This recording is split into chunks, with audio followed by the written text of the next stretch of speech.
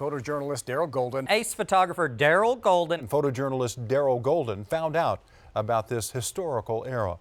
I'm here on the northwest side of Oklahoma City by Memorial and Hefner Parkway. You can actually see the tire tracks here behind me where the medical examiner came in to find the body of a man who drowned. I know it's a little dark out, the vegetation's a little dense, so let's try to give you a little bit better idea. We're right behind the Country Inn and Suites Hotel. That's that blue dot there. We're by the parking lot.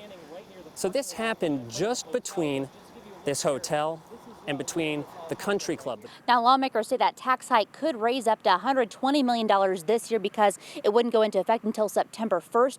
It could raise up to $180 million next year in tax revenue.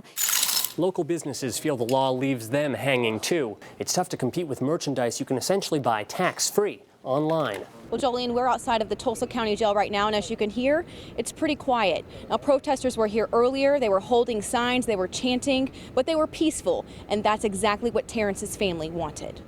9 up, 10 up. This is a Marine, 12 up, 13 but this is not boot camp. Get ready.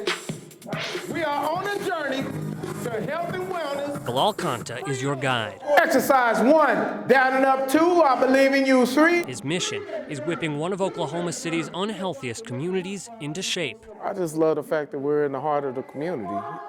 It's time to bring fitness to the people, not the other way around. We eat together, we pray together. Now it's time for us to exercise together.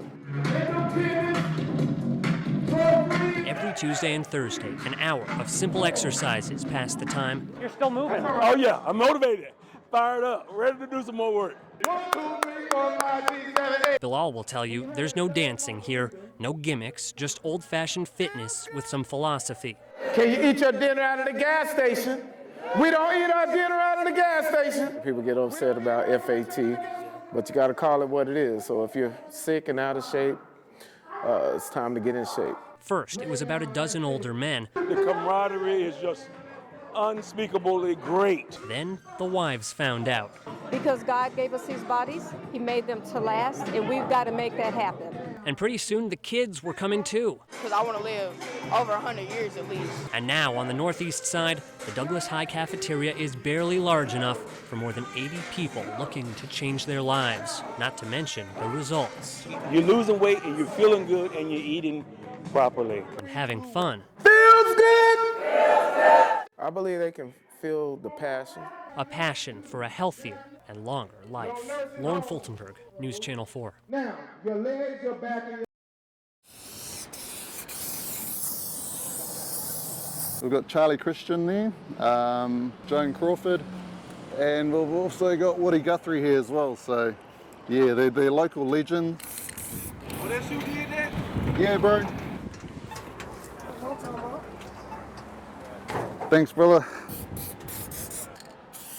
It's taken me probably about 4 days now. It probably would have been a lot quicker if I had the lift on the first day, but I've just been using mostly ladders. My original intent was to come over and do a tribute portrait of Prince.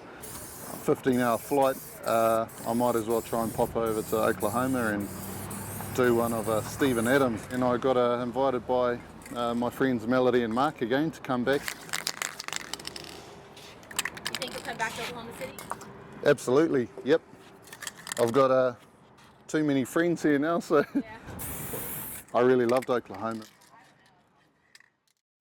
Everybody knew my dad. The memories are fresh. Me, my dad, and my sister. The dirt is fresher. I said, I love you, and I'll miss you forever. Buried hours ago is Lindsay Bale's dad, Roger, or Rocky, yeah.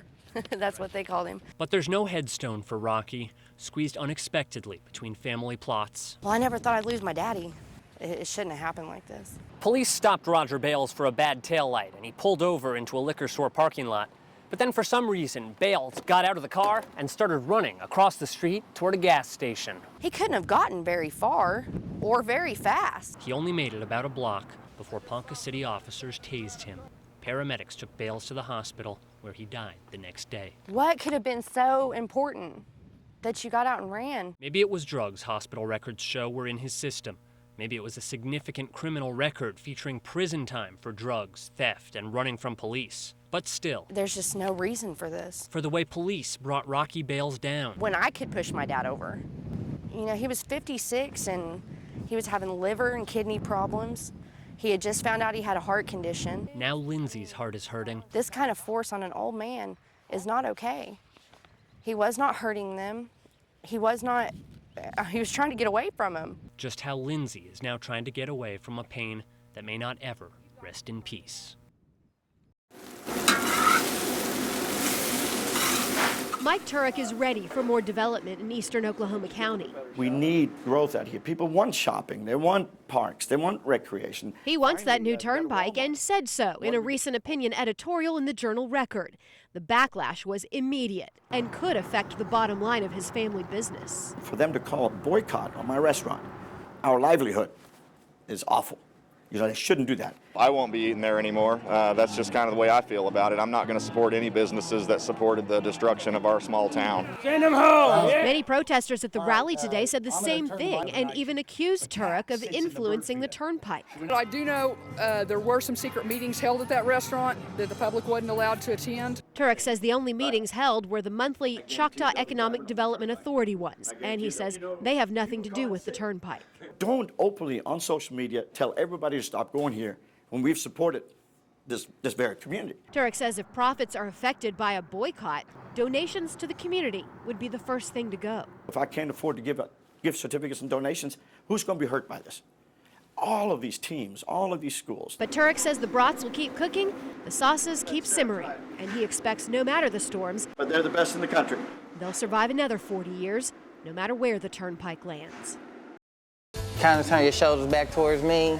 1, 2. The scene was set like any photo shoot. 3. Lights, camera, makeup, and the star. Try another smile. But not just any star. 1. Good. A survivor. I first found out in 2007 on October 1st. Kelly Herron has been battling cancer for 8 years.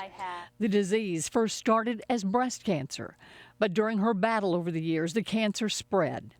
But this single mother of 2 says she's far from losing hope. My first thought is, I've got to be here for my girls. I've got 2 daughters, and that was my first thought, is what's going to happen if I don't make it through this. When I was losing my hair, I let them cut it. That became something they wanted to do all the time. Can we cut your hair now? Whenever I'd get it back. It's all in God's timing, and it's all in God's hands, and we'll get through it the best we can. And I think I've proven to her over the last 8 years that Mommy's not going anywhere anytime soon. Kelly was chosen to receive a makeover and photo shoot from makeup artist Michael Harris. He, along with stylist Eureka Calhoun, partnered with Dillard's to get Kelly glamored up to look gorgeous. We all in life get things that are given to us just out of the blue, so why not do what God is really doing for us and bless somebody else in a way that we can with our gifts. She's excited about dressing up because she's never dressed up before, so I was excited to take her out of her comfort zone and just put her in something that made her feel good. Kelly says she spends most of her time attending to her family and her health. She says she rarely takes the time to treat herself, but maybe after today, beautiful, that may change. It's awesome. I've had so much fun. It's like movie star princess. Lauren Fultonberg has the breaking news update. And Lauren, I know you've been on the scene since the call came out about 6:30 this evening. What's the latest?